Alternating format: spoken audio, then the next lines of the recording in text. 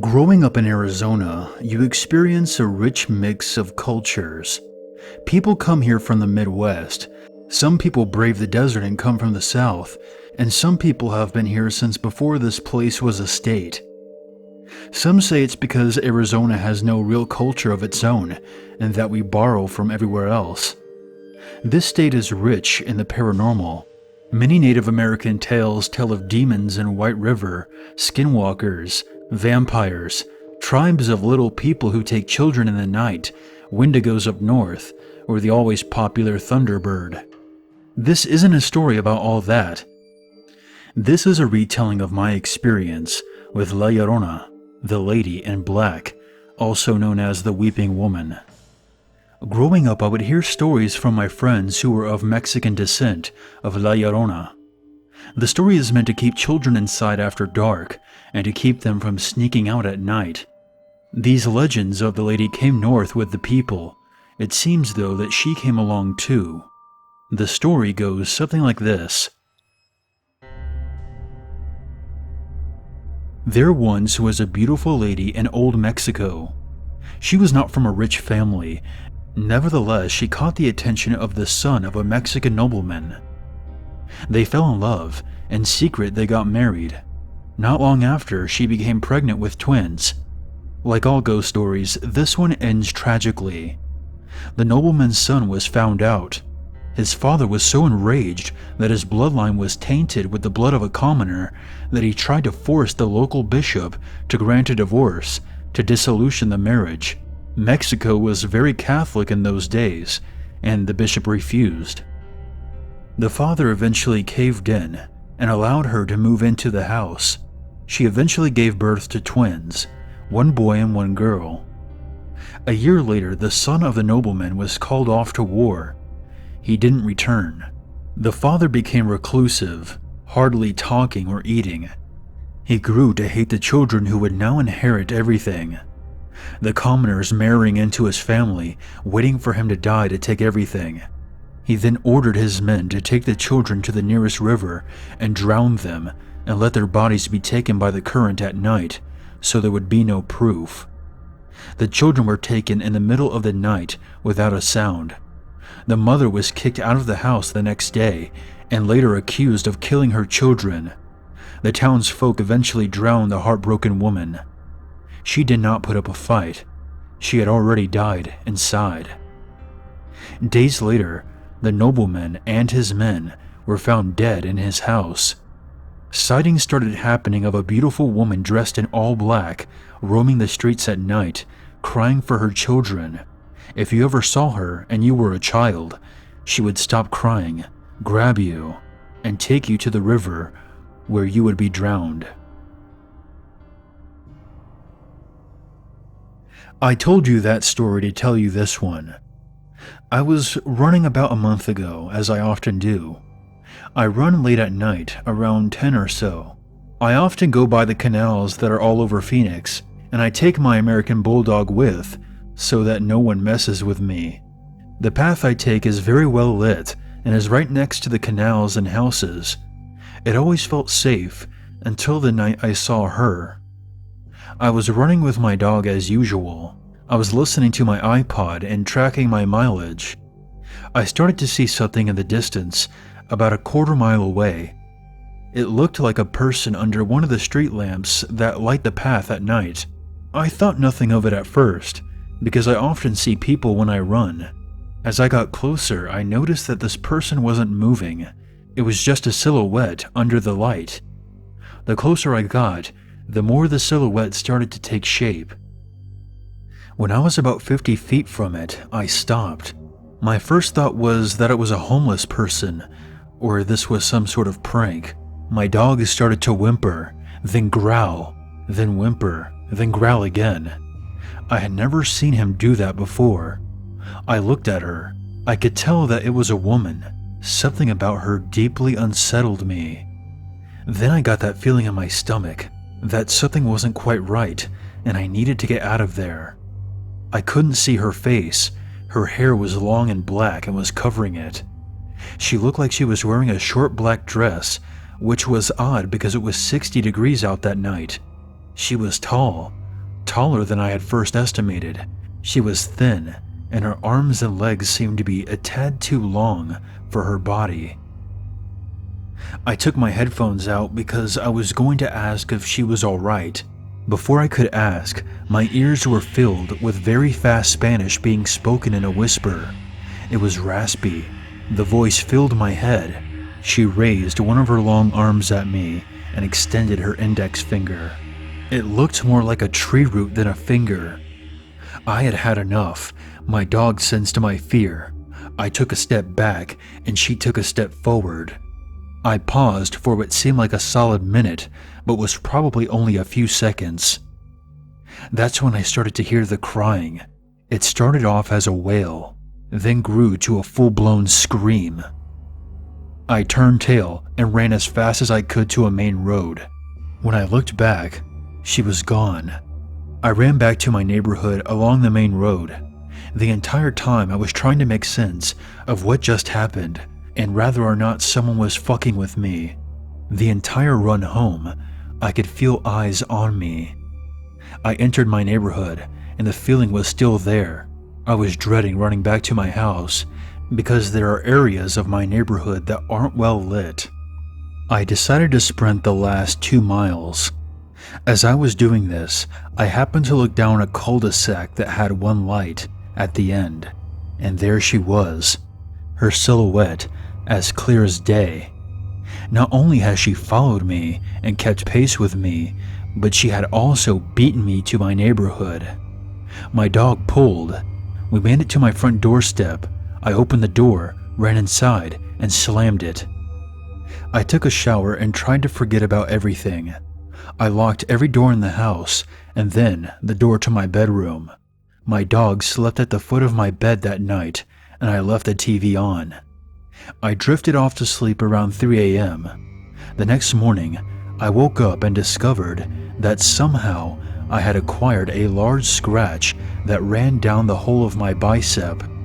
It would eventually scar. A few days after that, I was talking with my neighbor as I often do. I told him what happened, and he said this: "I know what that was. The best advice I can give you is to leave her alone. She marked you and will leave you alone. She marks the ones that she doesn't like, and takes the ones that she does." He told me something similar happened to the person who lived down the street from us. It ended up driving him crazy. He said it all started with a picture his niece drew for him. He wouldn't say any more than that. He kept telling me to leave it be. I called my friend Justin after I got done talking with my neighbor. I couldn't let this go. How could I? I had been followed by something that was now marked. This kind of thing just doesn't happen to people. My buddy Justin's family is Mexican, and he also loves this kind of thing. I described what happened and asked if it was La Llorona, the lady from the story. He told me that it was possible, as there are many vengeful spirits like her. He told me the same story, but with a few key distinctions. The lady was never pregnant, but she was beautiful. She fell in love with a nobleman's son, who played with her heart, promising to marry her, but instead married another woman. The woman, heartbroken, became depressed, and she began to see her beauty as a curse. She took a knife and disfigured her face. He told me that no one saw her face from then on because she would cover it with her long black hair. When he told me this, I thought back to my encounter, and my blood turned to ice. The legend finishes that she longed for someone to love her heart and not her beauty. This didn't happen, and she eventually drowned herself. She was cursed, and now wanders aimlessly, looking for someone to love her. She will never be satisfied. Her hatred has twisted her. She appears to some as a monster, and to some she appears as a beautiful woman. Those she appears to as a beautiful woman will be driven mad with affection for her. Those are the ones that she has chosen to love her. Those are the ones who can see her for her and don't see her as a monster. I had gotten off lucky, I guess. This should be where it ends. It doesn't. I became so curious that I went to my neighbor's house down the street. I just had to know what became of the other man who saw her.